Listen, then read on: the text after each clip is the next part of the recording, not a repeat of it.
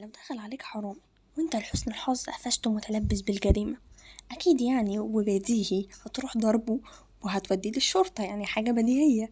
بس ده ما حصلش خالص في قصتنا النهاردة، بل العكس هو اللي حصل، العكس تماما. العكس ان الحرامي ده يتكافئ ويتكافئ كمان من اللي سرقه، سبحانه. الناس معادن، واللي معدنه حلو هيفضل معدنه حلو على طول. وبطل قصتنا النهاردة من الناس اللي معدنها من ذهب، وهو زيد الخيل زي ما كانوا بيقولوا في الجاهلية، وزيد الخير زي ما كان الرسول صلى الله عليه وسلم بيقول. بص بقى، بدأت القصة كما أي قصة بدايتها عصيبة. بدأت بفترة كان الجو فيها عند العرب حر جدا، حر أوفر يعني، وكان عندهم جفاف وفقر، وبصراحة حاجة يعني قاسية للغاية. فكان في واحد عنده عيلة، وراح أخد العيلة بتاعته دي وسافر الحيرة دي مكان في العراق يعني، وقال لهم استنوني هنا وأنا هجيلكم معايا فلوس كتير قوي. وأقسم على نفسه إن لو مرجعش ومعاه فلوس يبقى يستاهل الموت. قعد يمشي يمشي يمشي، مشي 7 أيام كاملة. بس أصلا 7 أيام دي في جو زي ده تموت أصلا، بس ربنا ستر يعني. والحمد لله فضل على هذا الحال لحد ما ربنا يعني الدنيا ابتسمت في وشه، ولقى خيمة شكلها فخمة قوي، وواضح كده ان الراجل بتاعها او صاحبها من الرجالة الأثرياء. وكمان حوالين الخيمة دي إبل كتير قوي، طبعا يعني فرصة لتعوض. فراح الراجل دخل وقال انا لازم ادخل، ممكن الاقي اي حاجة كده او الناس اللي جوه يطلعوا طيبين، اي حاجة يعني. فدخل لقى حاجة غريبة جدا، راجل عجوز قاعد في نص الخيمة. فاستغرب، يعني خيمة بالعرض وبالطول ده وما فيهاش غير راجل عجوز قاعد في النص؟ وكمان واضح ان الراجل ده عنده مشكلة في البصر او في السمع، لان صاحبنا دخل عليه ومحسش بيه اصلا. عموما الراجل دخل الخيمة واستخبى فيها، والراجل العجوز كده كده مش حاسس بيه. وبعد فترة جه فارس كده ضخم البنية وشكله فخم جدا، معاه عبدين، واحد على يمينه والتاني على شماله. فراح الفارس قال لواحد من اللي معاه وهو بيشاور على واحدة من الإبل، بيقول له احلب دي. فراح العبد حلبها واداها للراجل العجوز في ايده.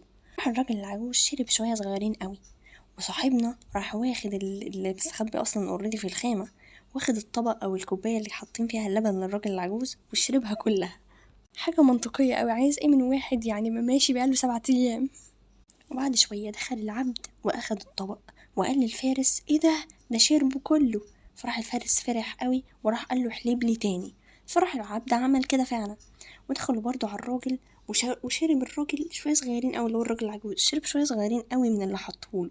فراح الراجل التاني اللي هو صاحبنا اللي مستخبي في الخيمة راح شارب نص الطبق، وعمال يقول ايه يعني عشان لو شربت الطبق كله ممكن يشكوا فيا. هو عنده حق، لان ممكن الفارس يشك ان في حاجة غلط. عموما راح الفارس قال للناس اللي معاه اسبحوا ذبيحة وشوها. فعملوا كده، ودخل وأكل الراجل العجوز بإيده لحد ما شبع، وكل اللي موجودين ناموا إلا طبعا الراجل اللي مستخبي في الخيمة. راح قام وأخد كل الإبل اللي عند الفارس ومشي في هدوء.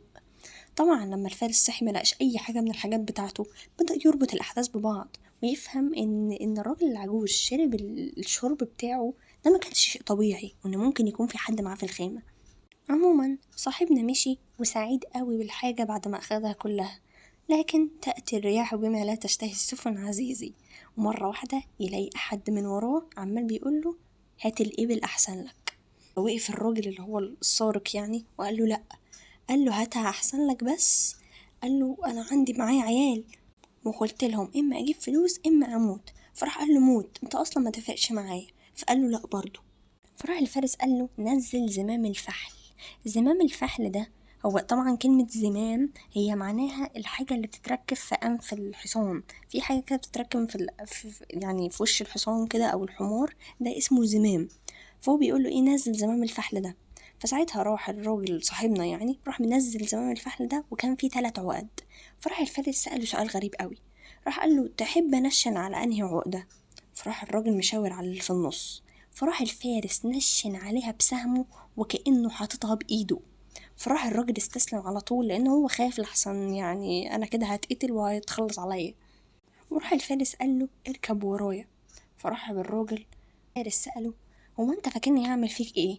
فراح الراجل اللي هو صاحبنا يعني راح قال له كل الشر ده، انا سرقت كل حاجة بتاعتك تقريبا، اكيد يعني هتنتقم من اللي انا عملته. فقال له الفارس لا، هو انت فاكر ان انا هأذيك وانت شاركت مهلول في اكله وشربه وكمان نمته؟ ومهلول ده يعني بعد الصدمة اللي هو الراجل العجوز اللي كان موجود في الخيمة، ولو ما كنتش تعرف هو ده في الحقيقة أصلا كان أبو الفارس. فراح الراجل أول ما سمع اسم مهلول قال له وانت زيد الخيل؟ فراح قال له أيوة. قال له على فكرة أنا أسير كويس. فراح له لا بتقلقش، بس لو تعرف لو الإبل اللي انت سرقتها دي أصلا كانت بتاعتي لكنت اديتها لك، بس هي الأخت من أخواتي، بس أنا على وشك غنيمة كبيرة هاخدها، فانت خليك معايا ممكن يبقى ليك نصيب فيها. وفعلا بعد 3 أيام غار على بني نمير وكسب منهم أكتر من 100 ناقة، وروح اداها للراجل صاحبنا كلها، يعني ادى 100 ناقة للسارق. وبعديها كمان من رجاله مع صاحبنا علشان يوصلوا الحيرة ويحميه، يعني لو كان في قطاع طرق والكلام ده. والله أنا ما عارفة الطيبة دي جت منين، بس هي طيبة زايدة عن اللزوم سبحان الله يعني. وللعلم ده كده وزيد لسه أصلا ما دخلش الإسلام، ده كل ده في الجاهلية، يعني ما بالك بقى لو دخل الإسلام وراجل نبيل زي ده، يعني هيكون ليه فرق كبير قوي في الإسلام. قصته بقى مع الإسلام، لما سمع زيد الخيل عن رسول الله كان عايز يروح له عشان يعرف هو الراجل ده بيقول ايه، فجمع كبراء قومه وقالوا يلا بينا نسافر يثرب.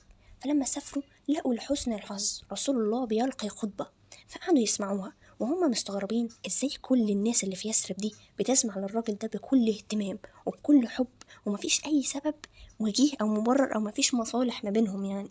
ده طبعا خلى زيد كمان يحس ان الموضوع فيه يعني، ويخليه يكون مهتم بالموضوع ده اكتر. وطبعا زي أي فريق أو مجموعة أو قرية هتلاقي ناس مؤيدين وهتلاقي ناس معارضين، وده اللي حصل. الفريق بتاع زيد كان في ناس كذبت وكان في ناس آمنت وكان في ناس عملوا حركة أغرب، قالوا إن والله الرسول صلى الله عليه وسلم ده واضح إن هو عنده سلطة على يثرب، وإحنا بصراحة مش هنخليه يكون عليه سلطة علينا، إحنا ناس كبيرة وزعماء قرى وناس يعني مش حاجة كده سهلة. بس زيد كان حاجة مختلفة، أول ما سمع الكلام بتاع رسول الله صلى الله عليه وسلم راح وقف في وسط الناس، وكان للعلم كان من أجمل الرجال وكان طويل القامة جدا، لدرجة إن هو لما كان بيركب على الحصان كانت رجله بتلمس الأرض. يعني أنت متخيل طول الراجل ده؟ يعني هو أطول من باب بيتك. وراح قال بصوت عالي يا محمد أشهد أن لا إله إلا الله وأنك محمد رسول الله. فراح رسول الله صلى الله عليه وسلم قال له مين أنت؟ فقال له أنا زيد الخير بن مهلول. فقال له الرسول صلى الله عليه وسلم بل أنت زيد الخير لا زيد الخيل، والحمد لله الذي جاء بك من سهلك وجبلك ورق قلبك للإسلام. وراح الرسول صلى الله عليه وسلم استضافه في بيته وقال له يا زيد ما وصف لي رجل قط ثم رأيته إلا كان دون ما وصف به إلا أنت، فكيف أصبحت يا زيد؟ يعني أنا مفيش راجل اتوصف لي وشفته ولقيته على نفس المواصفات اللي اتوصفت لي بيه إلا أنت يا زيد، فكيف أصبحت؟ فراح زيد قال له أصبحت أحب الخير وأهله ومن يعمل به. فراح قال له الرسول هذه علامة الله في من يريد. فراح زيد قال للنبي أعطني يا رسول الله 300 فارس وأنا كفيل لك بأن أغير بهم على بلاد الروم وأنال منهم. فقال له الرسول ألك درعك يا زيد؟ أأي رجل أنت؟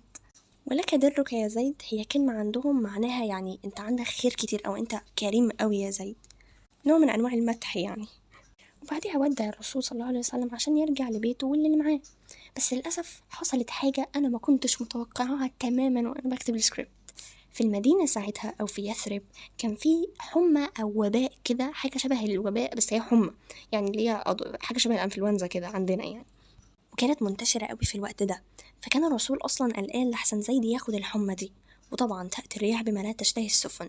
وزيد رايح راجع البيت بتاعه اكتشف ان هو عنده الحمى دي، وفضل تعبان لحد في الطريق يعني لحد ما قرب من بيته، وللأسف توفي في الطريق لبيته وما قدرش أصلا يعني يكمل، هو يدوبك أسلم وتوفي. فبارك الله في زيد. هي نهاية قصته غريبة شوية، بس ده قدره يعني، ده القدر بتاعه. أهم حاجة بس إن هو آخر حد شافه كان رسول الله، وبس كده خلصت الحدوتة. ومتنساش شارك الفيديو ده مع حد انت بتحبه، بيشرفني جدا اشتراكك. وبس كده، شكرا.